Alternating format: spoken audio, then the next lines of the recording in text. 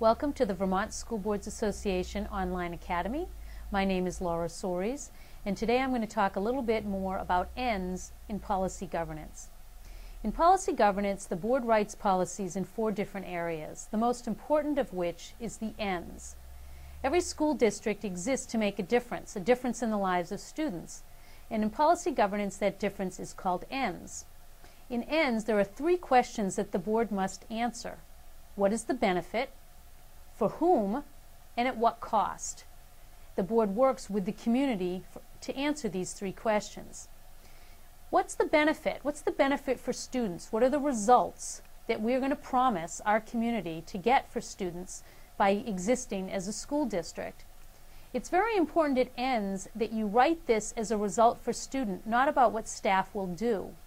So for example, it's not good enough to say we will have AP chemistry courses, we will have a computer technology program, we will have physical education, art and music, because that's not what the school district is here for. What we want are students that are able to do what? That's the question that you just talk about in ends. Students that are well educated, well prepared for the future, have an understanding of science, the arts, technology. Those are the questions that the board needs to answer in ends. When it comes to for whom, at first that seems like an easy answer. We're here for the students of our school district, the students that live in our community. And that's probably a good starting point for any school board. But eventually you're going to need to struggle with the question of different students. Do we treat students with poverty different from those without? What about students who have a second language? What about those who are gifted and talented or special education? Do we have differences that we expect for different students? And that's a discussion the board needs to have. And then finally, a very important question is at what cost? Obviously, it costs something to produce these benefits for students, not only in time and money, but also in the professional development of staff. So what's the cost that our community is willing to pay for those benefits? We have limited school budgets. It's possible to try to increase our revenues and resources, and we do that by advocating on the state and federal level, through grant writing, through fundraising, but at some point we still have a limit to our budget.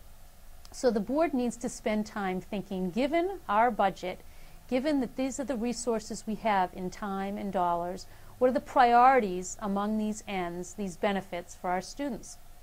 So the board needs to spend time doing something called learning, listening, and leading. The board needs to listen to their community. What does the community want for their students? Also, listen to the students themselves. Listen to subgroups in the community, such as parents. Then the board needs to learn, because the community expects the board to know more than they do. That's why we're there to serve. So the board needs to learn from the staff, which has a wealth of knowledge, also by reading, looking outside the district, going to colleges, asking what they expect, employers, and the business community. And then finally, the board needs to lead. It needs to take all of this information and answer the question, what benefit is this district going to produce, for whom, at what cost? That's the ends policy. Within that policy, the board has to establish priorities. This is the most important thing. We want to do this first, or we want this % of our resources or this % of time to be devoted to this particular area before something else. Once those ends have been drafted with the community, the next question, which is critical, is how will we know if we're making progress? What are the indicators that we're going to track as a board to know whether or not that we are being successful as a district? So the board needs to have, again, a debate with its community, informed by its staff. What are we going to track? Is it going to be test scores, graduation rates? Is it going to be behaviors? Are students actually voting and active participants when they leave our district? Are they satisfied with their education? Are we going to look at surveys from alumni? What are the indicators that we want to track as a board? And once we list, finally, maybe a half a dozen at the most indicators, we need to track those rigorously over time. The superintendent will be responsible for collecting data and presenting it to the board.